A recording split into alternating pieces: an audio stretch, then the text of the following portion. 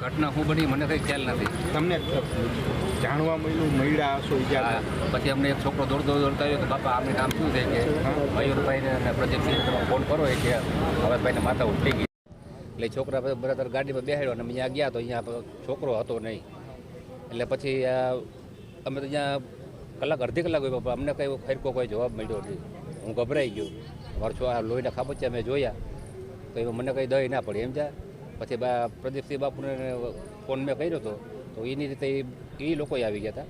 પછી એનો મને ફોન આવ્યો કે તમે સિવિલે બધા પૂગી જાઓ. પછી અમે સિવિલે આવ્યા તો સિવિલે અહીંયા એટલી મને ખબર છે, બાકી બીજી મને કોઈ જાતની. હુમલો જોગરાજ કોક નામ ભરવાડનું નામ લે અમીર જોગવાર. કેટલા જણા હતા એમાં તો ઓલા જે કહેવાવાળા એમ કે 10 થી 15 જણા હતા. એ કે હું તો બીજાને તો કોઈને ઓળખતો નથી. કારણ નહીં મને ખબર નથી. અચાનક જ થયો. અમે તો જમવા બેઠા હતા ને છોકરો કેવો દોડતો આવ્યો હતો. અમને ફાર પડે શું છે તો તમે પપ્પાએ કહે પેલા ફોન કરજો મયુરસિંહ અને પ્રદીપસિંહ બાપુ. હવે તમારી માંગ શું છે?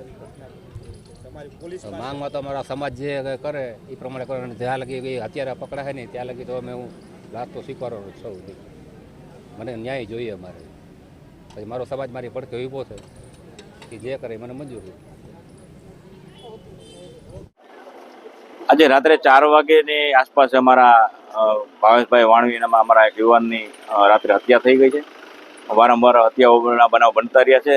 મહિનામાં 5, 8, 10 બનાવ બનતા રહ્યા છે. તે યુપી બિહાર જેવું વાતાવરણ થઈ રહ્યું છે. અને જે ભાવેશભાઈને જે મારવામાં આવ્યા છે એ અત્યંત ક્રૂરતાપૂર્વક મારવામાં આવ્યા છે. કે આવું કે કઈ બનાવ છે. એટલે હું જણાવવા માંગુ છું કે જે કાંઈ હોય એ બાબત આપણી પાસે પોલીસ છે, ન્યાયતંત્ર છે, સરકાર છે અથવા સમાજના આગેવાનો છે એને મળવું જોઈએ. જે કાંઈ બાબત હોય તેનું નિરાકરણ થાય. પણ અત્યાર સુધીનું કોઈ પણ જાતની હત્યા કરવાથી કોઈ પ્રશ્નનું સોલ્યુશન નથી થતું.